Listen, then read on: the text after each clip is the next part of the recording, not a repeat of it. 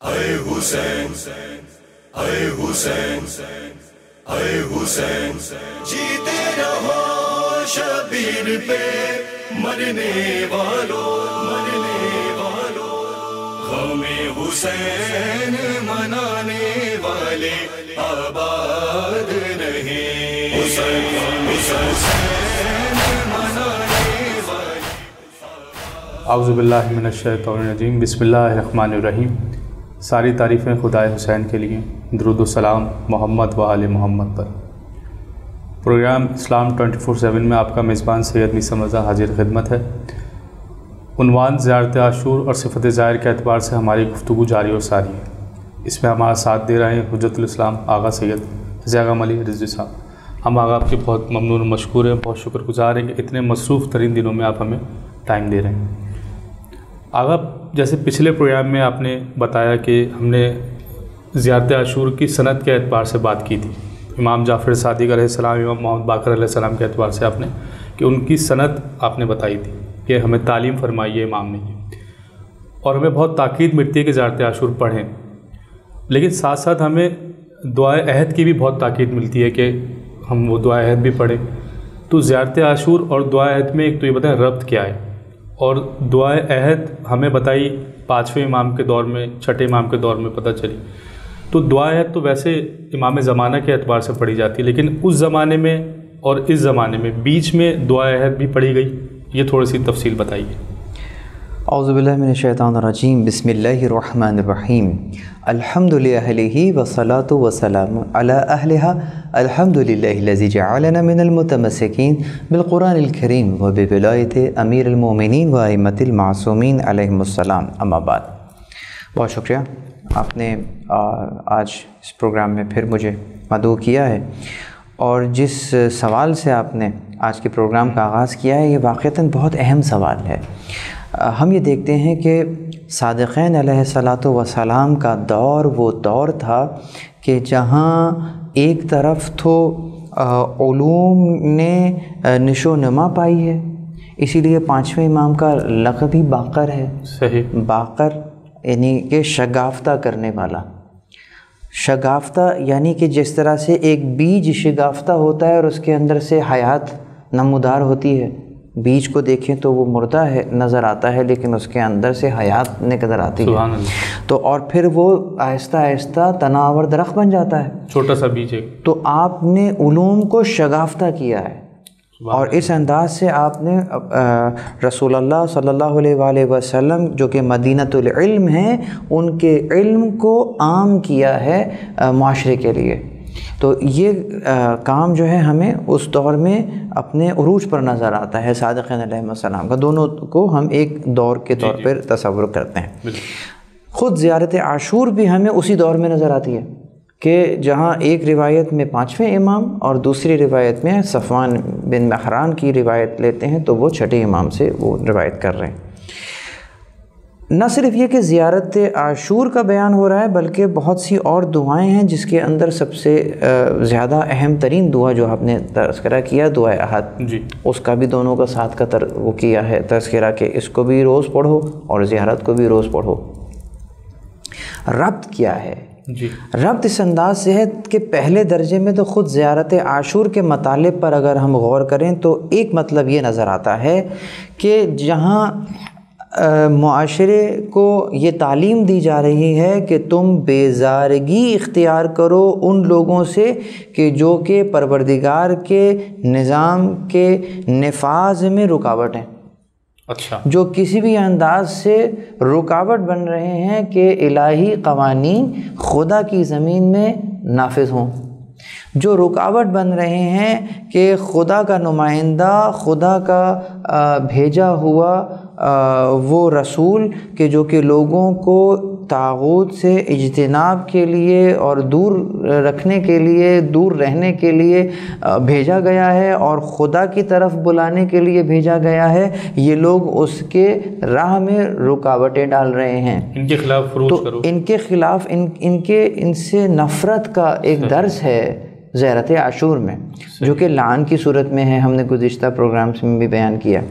اب سوال یہ پیدا ہوتا ہے کہ ان میں ایسا کیا ہوا تھا کہ رسول اللہ کے کلمہ پڑھنے کے باوجود اور ایک حد تک اہل بیت علیہم السلام کا احترام جسے کہتے ہیں دل میں رکھنے کے باوجود کربلا برپا ہو گئی؟ صحیح، یہ خود ایک سوال ہے۔ یعنی ہم یہ دیکھتے ہیں کہ حضرت حر جو کہ اس وقت علیہ السلام نہیں تھے، میں وہ لفظ نہیں کہنا چاہ رہا کہ وہ کیا تھے کیونکہ بات ان کی توبہ قبول ہو چکی، ان کے ساتھیوں سمیت انہوں نے سید الشہداء کے پیچھے نماز پڑھی ہے، حر کے لشکر نے امام کے ساتھ نماز پڑھی ہے، لیکن شب عاشور حر ان کا غلام اور ان کا بیٹا ہی اس خیمے میں تشریف لے آئے، پورا لشکر تو نہ آیا۔ تو وہ لشکر جس نے امام حسین کے پیچھے نماز پڑھی تھی یہی کہہ کر کہ نماز تو آپ کے پیچھے پڑھیں گے، یعنی ہم آپ کو مقدس جانتے ہیں، یعنی مانتے تھے، نہ صرف مانتے تھے مقدس بھی جان رہے تھے۔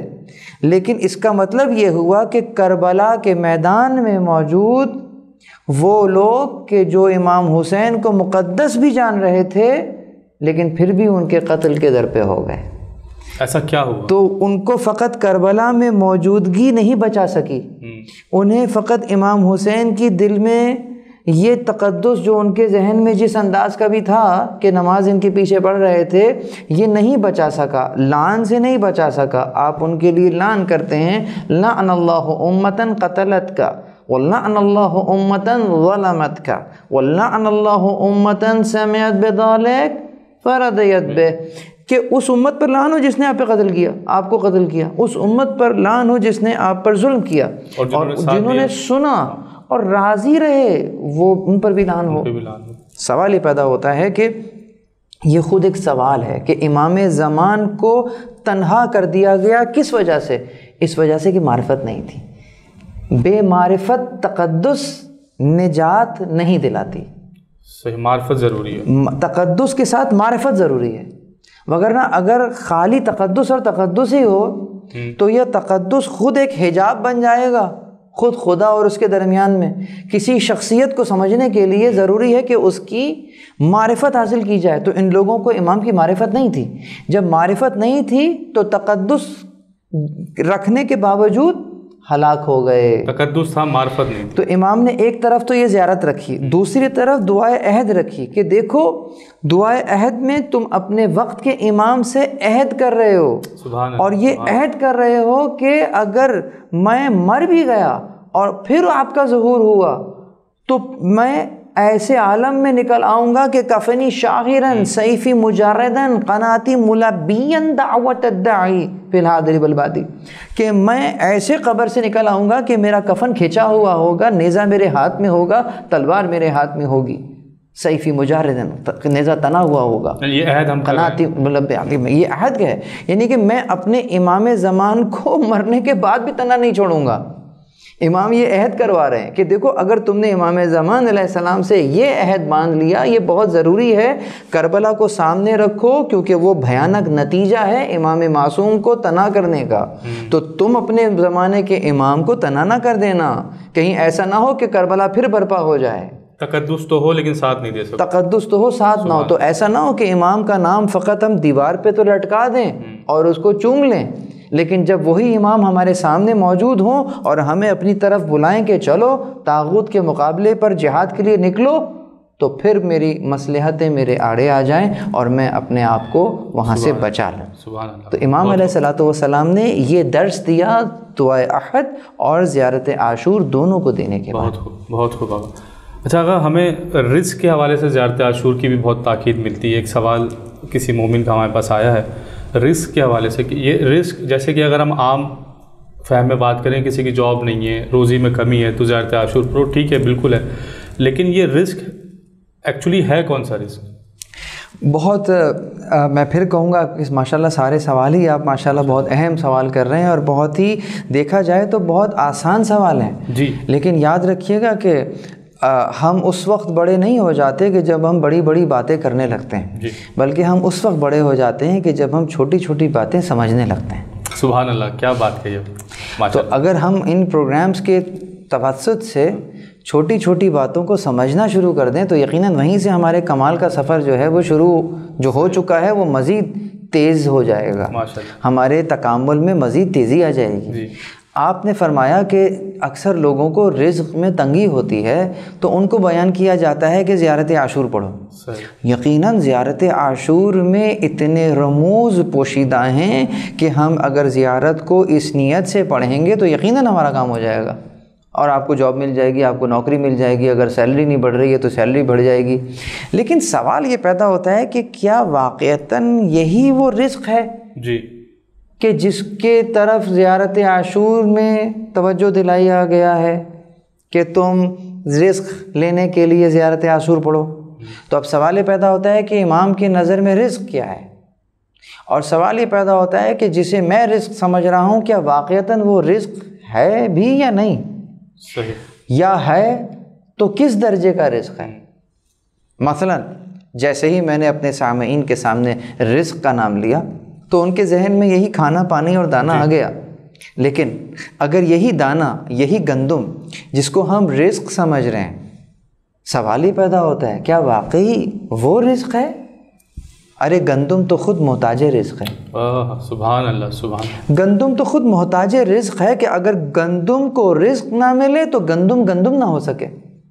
تو پروردگار عالم تو وہ رازق ہے کہ جو گندم کو بھی پال رہا ہے، جو تمہیں بھی پال رہا ہے، مجھے بھی پال رہا ہے، سارے سامعین جو سن رہے ہیں ہم سب کو پال رہا ہے، اور جسے میں رزق سمجھ رہا تھا اس کو بھی پال رہا ہے۔ کیا کہنے آپ، وہ خیر الرازقین ہے۔ تو سوال ہی پیدا ہوتا ہے گندم، پھر گندم رزق ہوا؟ کہا نہیں، گندم محتاج رزق ہے، کس کا؟ اگر پانی نہ ملے، پانی بھی رزق ہے، اچھا پانی تو اس کے لیے رزق ہوا، اچھا پھر پانی رزق ہو گیا، اگر پانی کو ہائیڈروجن نہ ملے اور آکسیجن نہ ملے تو پانی ہو جائے۔ اس کا مطلب خدا کے علاوہ جس شے پر ہاتھ رکھ دو وہ محتاج رزق ہے، وہ محتاجگی اس کی کسی شے کے اندر چھپی ہوئی اس کی محتاجگی اس کا رزق ہے، اس کا حصہ ہے۔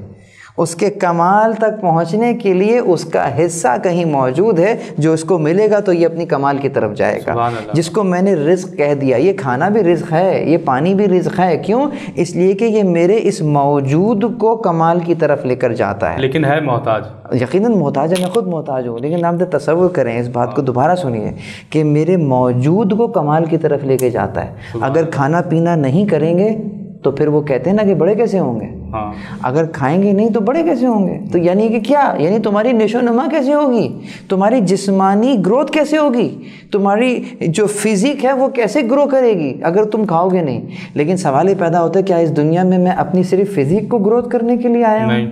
یعنی میں اپنی گروتھ کے لیے آیا ہوں۔ تو وہ میں کون ہوں جس کی گروتھ ہونی ہے؟ وہ تمہارا اصل وجود ہے، اور وہ جو تمہارا اصل وجود ہے، جو میرا اصل وجود ہے، وہ کیا ہے؟ وہ وہی نفس ہے جس کو پروردگار نے ٹھیک ٹھیک بنایا ہے، جس کے لیے اس نے سنوارنے کو کہا ہے قد افلح من زکاہا۔ اس کا مطلب میں اپنے اصل اس کمال کو کسب کرنے کے لیے یہاں پر آیا ہوں، اور وہ وجودی کمال مجھے کہاں سے ملے گا؟ کہا زیارت عاشور پڑھو، سبحان اللہ، اور اس زیارت عاشور میں تمہیں جو تمہارا اصل رزق ہے وہ ملے گا۔ کیا کہا؟ کہا دعا کے لیے ہاتھ بلند کرو، زیارت پڑھ رہے ہیں، زیارت میں دعا کے لیے ہاتھ بلند کیے، اور کیا کہہ رہے ہیں؟ کہتے ہیں کہ وَأَن يَرْزُقْنِي، اور مجھے رزق دے دے۔ سب سے پہلے اس سے جو جملہ آپ نے بیان کیا تھا وہ کہا تھا کہ وَأَسْأَلُهُ أَن يُبَلِّغْنِي الْمَقَامَ الْمَحْمُودِ، ہم یہ دعا کر رہے ہوتے کہ انہیں مقام محمود پر پہنچا دے۔ امام کہہ رہے ہیں ان کی بات چھوڑو، وہ تو ہیں ہی مقام محمود، تم اپنی دعا کرو کہ مجھے قرار دے دے مقام محمود میں۔ سبحان اللہ، یہ آپ کا رزق ہے۔ اب آپ کہیں گے کیسے یہ رزق ہو گیا؟ اگلے ٹکڑے کے اندر آپ نے کہا کہ وہ کس طرح سے مجھے مقام محمود پر پہنچا دے کہ ان یبلغنی طلب ثاری مع امام مہدی، کہ میں طلب کر سکوں آپ کے خون کا بدلہ امام مہدی علیہ الصلوۃ والسلام کے ساتھ۔ یہ رزق ہے، یہ رزق ہے، یعنی کہ امام زمان علیہ الصلوۃ والسلام کے ہم رکاب رہ کر امام حسین کے خون کا بدلہ لیا جانا بہترین رزق ہے، جس کا نتیجہ مقام المحمود کی صورت میں سامنے۔ سبحان اللہ، بہت بہترین آگا۔ ناظرین آپ نے دیکھا کہ کس طریقے سے آگا نے رزق کی جو ریئر ڈیفینیشن ہے وہ بتائی۔ ناظرین ہمارا اس وقت پروگرام میں ایک بریک کا وقت ہو گیا ہے، بریک کے بعد واپس آ کے ہم اپنی گفتگو کو یہیں سے آغاز کریں گے۔ السلام علیکم۔ ہمیں حسین منانے والے آباد رہیں، ہمیں حسین السلام ناظرین، بریک کے بعد ہم دوبارہ آپ کی خدمت میں حاضر ہیں۔ آغا، اب ہم بریک میں ڈسکشن کر رہے تھے، آپ نے جو رزق کے حوالے سے ہماری بات ہو رہی تھی، بڑا اچھا ایک پوائنٹ بتایا تھا، تو ہمارے ناظرین کو پلیز بتائیں۔ جی، جس طرح سے ہم نے بیان کیا کہ رزق عربی میں حصے کو کہتے ہیں، یعنی کہ وہ حصہ کہ جو کہ میرے رشد کے لیے، کمال تک پہنچنے کے لیے ضروری ہے، اس کو ہم اصلاً رزق کہتے ہیں۔ تو ہم محمد اور اہل بیت محمد علیہ الصلوۃ والسلام سے کون سا رزق چاہتے ہیں؟ ٹھیک، یقیناً وہی رزق چاہتے ہیں کہ جس طریقے سے وہ با کمال ہیں، ہم میں بھی وہ کمال مل جائے، ان کے وسیلے سے وہ کمال ہم تک بھی آ جائے۔ اور یہ دعا ہم پروردگار سے کر رہے ہیں، یہاں تک کہ جب آپ نے رزق کا تذکرہ کیا کہ مجھے یعطینی، مجھے عطا کر دے، بے مصاببکم افضل ما یعطی مصابن، کہ وہ مجھ کو عطا کرے اس انداز سے کہ آپ کی سوگواری پر آپ کی سوگواری پر ایسا یقین مجھ پر طاری ہو جائے، اور میں اس ایسی سوگواری کے جو کہ کسی اور سوگواری سے اس کا مقایسہ نہیں کیا جا سکے، یعنی کہ میرا ہم و غم آپ کا ہم و غم ہو جائے، آپ کا ہم و غم میرا ہم و غم ہو، اس انداز کا معاملہ ہو جائے یقیناً۔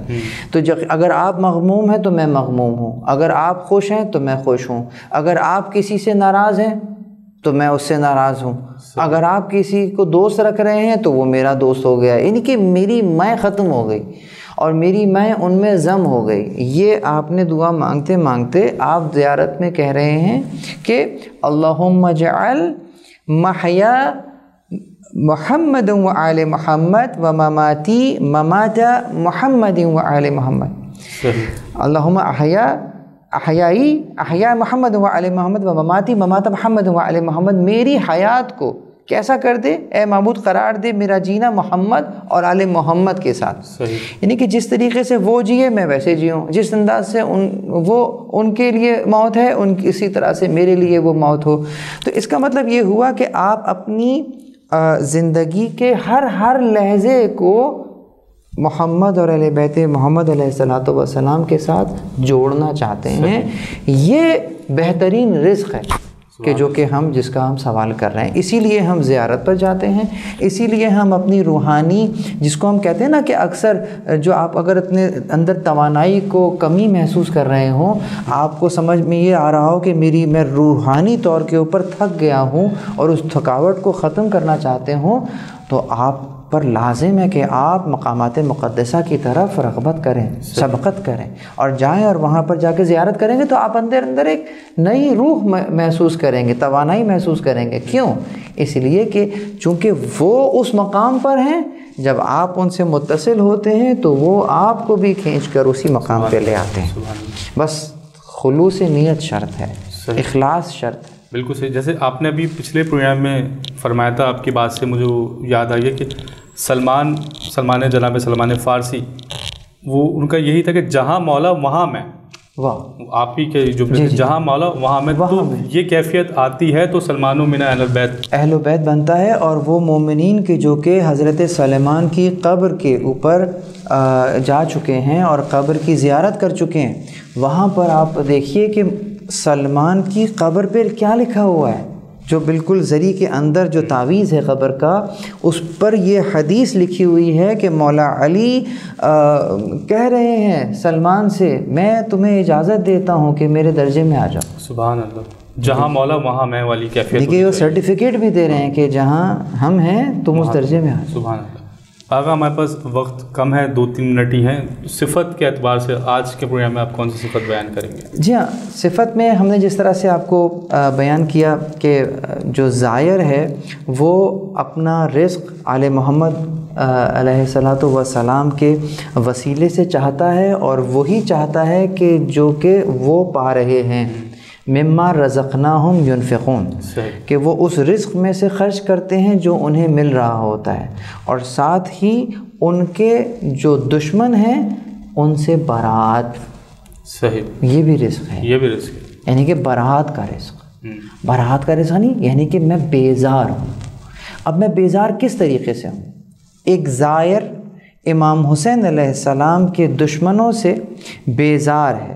وہ کس انداز سے بیزار ہے؟ وہ کہتا ہے کہ موقفی ھذا و ایام حیاتی بالبراءۃ منہم واللعنۃ علیہم وبالموالات لنبیک و آل نبیک علیہ الصلاۃ والسلام، کہ میں اس جگہ پر جہاں کھڑا ہوں اور اپنی زندگی کے دنوں میں میں ان لوگوں سے بیزاری کا اعلان کرتا ہوں۔ اس کی کس ذریعے سے؟ ان پر نفرین کے ذریعے سے، مطلب نفرین کے ذریعے سے میں بیزاری کا اعلان کر رہا ہوں، لیکن ابھی بیزاری ہے کیا بیان کرتا ہوں۔ پھر کہتے ہیں کہ نفرین بھیجنے کے ذریعے سے بوسیلہ اس دوستی کے جو مجھے تیرے نبی کی آل سے ہے، سلام ہو نبی پر اور ان کی آل پر۔ پروردگار عالم سے آپ یہ دعا کر رہے ہیں کہ میں اس جگہ کھڑا ہوں کہ جہاں پر میں ان کے دشمنوں سے، ان کے کن کے؟ محمد اور اہل بیت محمد علیہ الصلوۃ والسلام کے دشمنوں سے میں بیزار ہوں۔ اچھا، اب وہ بیزارگی کیسے دکھائیں گے؟ یہ کلیدی نقطہ ہے۔ دیکھیے، بیزارگی فقط کہنے کی حد تک نہیں ہوتی، بیزارگی کرنے کا نام ہے۔ صحیح۔ بیزارگی کہنے کا نام نہیں ہے، بیزارگی کرنے کا نام، جس کو ہم تبرع کہتے ہیں، وہی بیزارگی ہے۔ برا، میں بری ہوں، تبرع، اتبرع، میں بری ہوں۔ کس چیز سے؟ میں بیزار ہوں۔ کس سے؟ اگر مثلا میں جھوٹ سے بیزار ہوں تو کیا میرا یہ کہہ دینا کافی ہے کہ میں جھوٹ سے بیزار ہوں اور اس کے بعد پھر جھوٹ بولنا شروع کر دوں؟ تو اس کا مطلب یہ ہوا کہ یہ کہنے کی چیز نہیں ہے، کرنے کی چیز ہے۔ تبرع کہنے کی چیز نہیں ہے، کرنے کی چیز ہے۔ یعنی آپ اپنی پوری زندگی میں جھوٹ کو جگہ نہ دیں، یہ جھوٹ سے بیزارگی ہے۔ سبحان اللہ۔ آپ کی زندگی سے جھوٹ رخصت ہو جائے، آپ کی زندگی سے دھوکہ دہی رخصت ہو جائے، اب آپ کی زندگی میں دھوکہ دہی کی کوئی گنجائش نہیں ہے۔ کیوں؟ اس لیے کہ آپ بیزار ہیں، اور جب آپ بیزار ہیں تو آپ کے اندر ایفائے عہد ہے، آپ کے اندر صدق ہے، آپ کے اندر امانت ہے۔ یہ تمام کی تمام صفات ظاہر کے اندر مجسم نظر آتی ہیں کہ وہ امین ہوتا ہے، وہ سچا ہوتا ہے، وہ مخلص ہوتا ہے۔ یہ ظاہر امام حسین علیہ السلام کی خاص، جس طرح انداز سے ہم زیارت عاشور کے انداز سے دیکھ رہے ہیں، وہ اہل بیت کے دشمنوں میں جو صفات ہیں ان صفات سے بیزار ہوتا ہے۔ یعنی کیا؟ یعنی عملاً ان میں وہ صفات نہیں ہوتی جو ان کے دشمنوں میں، اور یہ بہترین بیزارگی ہے۔ تو آج کی اس پروگرام کے طفیل میں اس صفت کو بیان کرنا چاہوں گا کہ ظاہر امام حسین علیہ السلام اپنی صفات کے اندر وہ صفات قطعاً نہیں رکھتا کہ جو کہ یزید اور یزید کے لشکر یا اس کے چاہنے والوں کی صفات ہے۔ اور ان میں سے یہی کیا کم ہے کہ میں مظلوم کا حامی ہوں اور ظالم کا مخالف ہوں، چاہے وہ ظالم کسی دور میں ہو، چاہے وہ ظالم کسی رنگ، نسل، مذہب کا ہو، میں ہر دور میں ہر دور کے ظالم کا مخالف ہوں اور مظلوم کا ساتھی ہوں۔